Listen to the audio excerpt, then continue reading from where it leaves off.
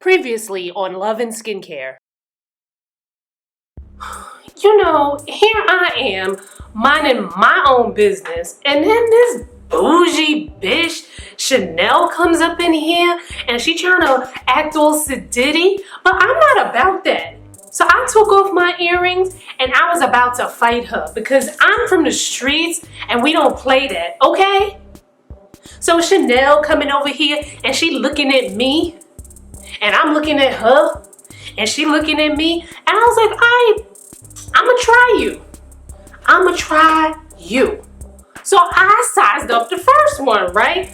You know, she got some like ghetto French name, La Who, and I was just like, La Who, La Ha, La what, whatever, bitch. I will break you down, okay? But then the chick got the nerve to come and bring her whole crew. So I'm like, I'm out here by myself. Chanel got her whole crew, and I'm just like, shoot the fear. Shoot the fear. You know what I'm saying? Hey guys, welcome back to the Style and Beauty Doctor here on YouTube. Y'all, quarantine got me being a little extra creative here on the YouTube, but you want to know something? It's keeping me sane. Did you see the part though when my Cat Williams was like, I want 0 parts of this, and homeboy opened the door himself and got out, like. But anyway, yes, I tried some Chanel skincare products for I think this is the first time I've tried Chanel skincare products. I've tried, of course, their perfumes over the years. I've tried, of course, their makeup over the years. Now, Chanel is not one of my first choices when it comes to luxury or like the designer beauty. I would have to say Dior, hands down, is probably like my go-to and my favorite when it comes to like luxury, you know, the luxury brands in beauty, because Dior makes so many great innovations. Chanel, to me, for one, it's like, all right, are you gonna have my shade? 9 times out of 10, that's a no. And then Chanel tends to put a lot of fragrance in products. Now, fragrance is one of those subjective things. Either you love it, you hate it, you don't mind it, or it bumps you up. So for me, the fragrance that's in the makeup, it kind of kills the experience for me. I don't know, I guess quarantine boredom was like, let's order some Chanel and try it out. So I tried out things that are products that I would normally use in my routine. You know, obviously a cleanser. Then sometimes I use a cleansing oil. Sometimes I use a micellar water. And especially when I'm removing my makeup, those extra steps are necessary. I tried a water cream moisturizer and I tried an SPF. All things that are common in my routine. As I'm trying out additional products for the channel and also out of quarantine boredom, I'm making sure that I'm not trying products with active ingredients. Obviously, sunscreen has active ingredients in it, but you know, sunscreen's a little bit different than say like a glycolic acid serum or a peel or something like that. But nonetheless, let us get started into this review.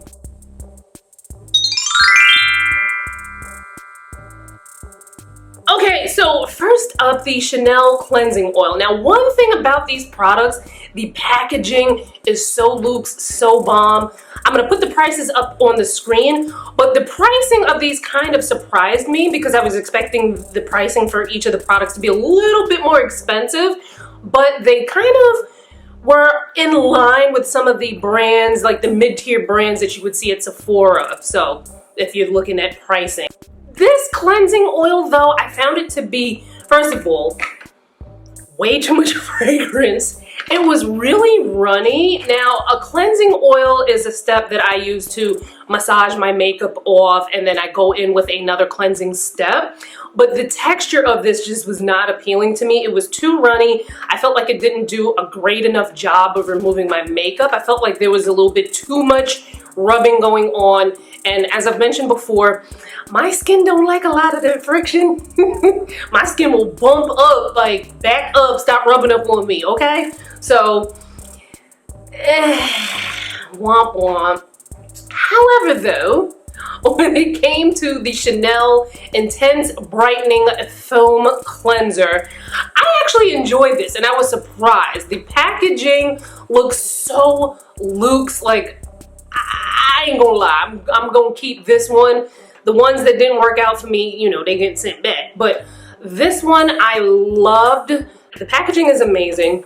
The cleanser itself I found enjoyable because although it's a foaming cleanser, it wasn't super drying. I have oily skin, but you know, you don't want to dry out your skin with your cleanser. And then after I rinsed this off, my skin felt really soft and it had a nice feel to it. There wasn't like a film left over, and it also didn't dry me out. You know, your cleanser shouldn't make your skin feel dry and tight because, you know, if it's doing that, it's probably the wrong cleanser for you. Now, this is not performing any miracles. I would consider this to be a regular cleanser in fancy packaging with fragrance in it. But, you know, sometimes if you're the kind of person where you like, you know what, I'm gonna mix and match. I'll have like my high with my low in my skincare routine. And you love the Chanel packaging, you know, it's not gonna do you any harm as long as you can afford to have it in your routine. I actually wound up liking this. But again, your cleanser does not need to be pricey. You can use something as simple as a CeraVe cleanser, which I have a quick review on here on the channel. Make sure you check that out.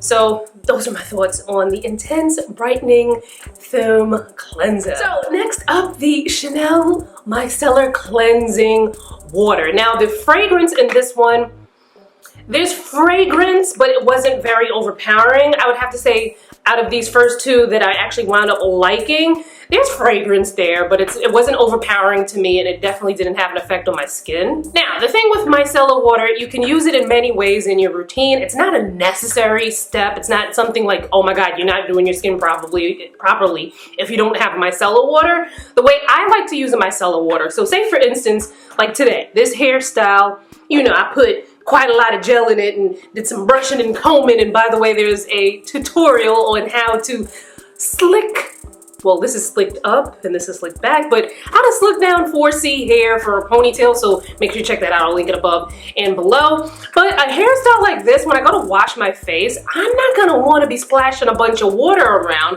because I'm gonna try and preserve my hairstyle for as long as I can. But at the same time, I'm not trying to keep dirt, oil, and makeup around my hairline. So what I'll do is I'll do my first cleanse, which is gonna be the cleansing oil to remove my makeup. Then I'll use the foaming cleanser to, you know, really get a good cleanse in.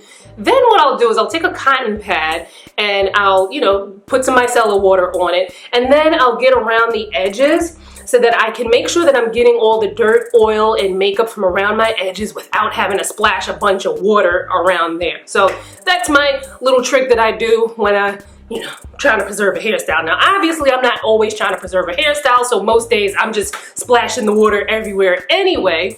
But I actually wound up liking this. Now, it's not something that I'm gonna continue to buy. I'll keep it because, you know, the packaging is nice. It's like a, you know, I drank the Kool-Aid, you know, the bougie products, the bourgeoisie, the bougie, you know. I drank the Kool-Aid a little bit. Normally, I use an Olay micellar water, which I think is probably like $8, and I love it because it comes in a pump, so it's not like spilling all over the place. This one is in a pump as well. I do prefer the pump of the Olay one because it's more of like a reservoir kind of thing, so it kind of controls it. This is controlled, but in a different way. I can still be real clumsy and spill this, so nice, but you know, I'm not gonna, well, who knows? Never say never, right?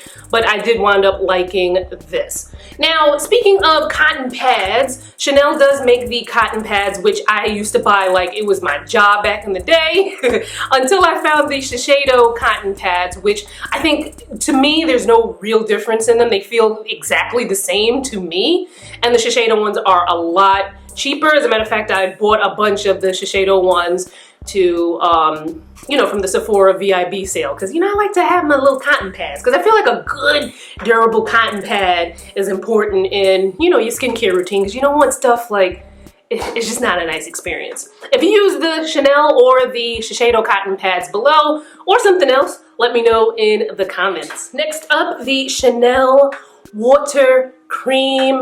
I got this because I recently did a video where I was trying some of the Sephora bestsellers, of which included the Belief Aqua Bomb, the Tatcha Water Cream, and the Ulla Henriksen, I forget the full name, but it's in their green line. It's like an oily skin hydrate or something like that is what it's called. I'll link the video above and below so you can check it out.